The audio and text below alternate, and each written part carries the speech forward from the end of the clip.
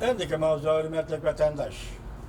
Bugünkü islaha 2019 yıl 4. aydan 18.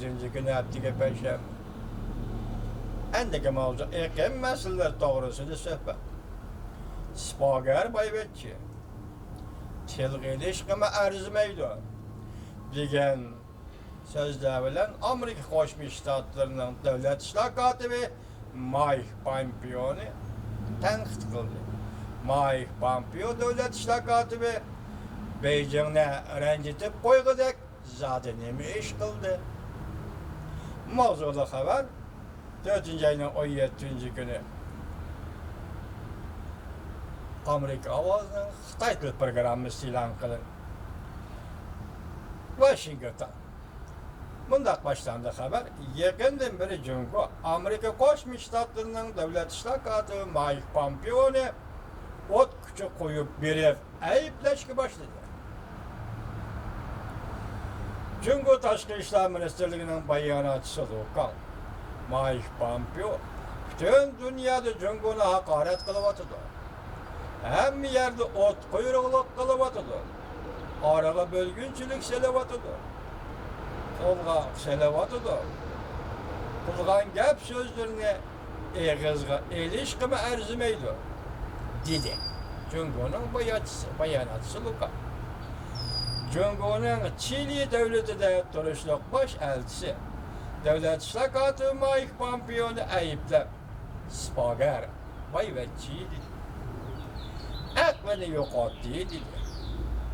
Kuzat kuchlar mundaq ko'rsatdi. Cumhur Amerika'nın en yuqori darajalik diplomatiyasi shu darajada xafa bo'ldi. Va og'zi kelgani bildirlab haqorat qilganligi va az ko'riladigan bir ishdir. Diplomatiya sohasida bir davlatning diplomatini yuqoridagi haqorat qilishi va diplomatiya tarixida az ko'riladigan bir ishdir. Amerika Cumhur munosabatida zodi yaqindan nima masalalar o'tirg'i chiqdi? Cumhur amaldorlari va matbuotlar zodi nima ish qildi? Amerikaning davlat ishlar kotibi Mike Pompeo'dan bu darajada g'azablandi.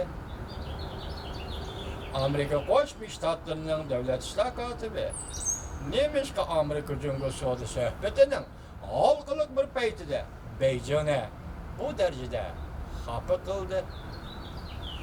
Munozara qatnashganlar eqim masalalar obzor sepinxi.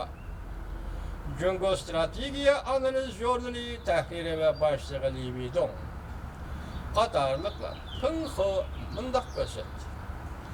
Tahrirni pinxi mundaq dedi. Davlat ishlar kotibi Mike Pompeo Latin Amerikasida 4 davlatni ziyorat qilayotganda va davlatlarga tahdid solgan asosda asosliq nuqtani Cumhurga qaratdi. Tanqidning nuqtasi Cumhurga qaratdi.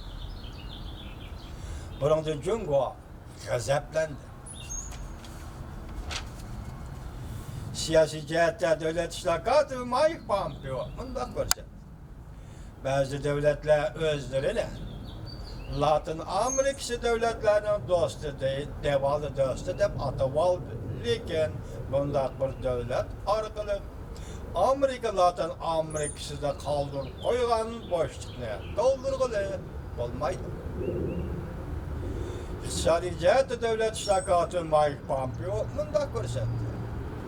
Cumhur Latin Amerikası devletlerine berayotgan mablag' yordamiga sizlar badal to'laysizlar. Bir tarafdan qarz berish qiltig'i, yana bir tarafdan chiriklashish.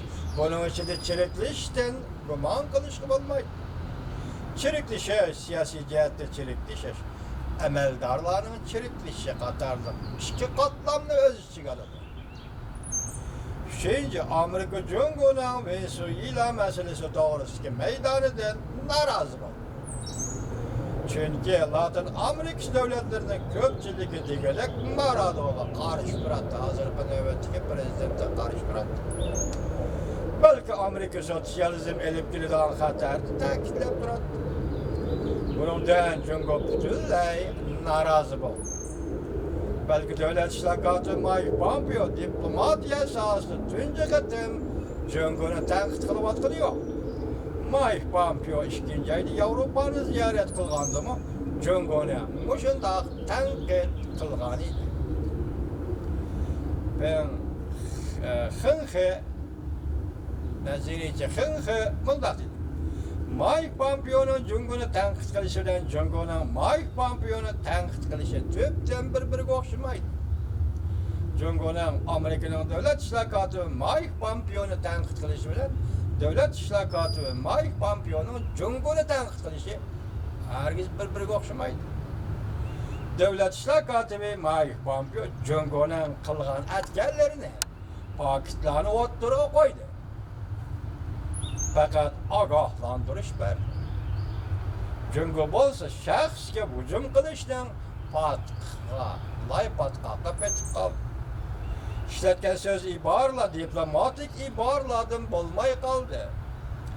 Akıldan adaştı degen sözü işletiş, bu diplomatik ibare bulmay kaldı. Cöngöniň hakaretleri Amerikaga täsir kılmaydı. Lekin Cöngöniň işki kısmı bir xil bearamlıkka çöp kalganlygyny yukarıga bayan etdi. Körgeli boldy. Lukanın bayanatı da görgülü bulundu.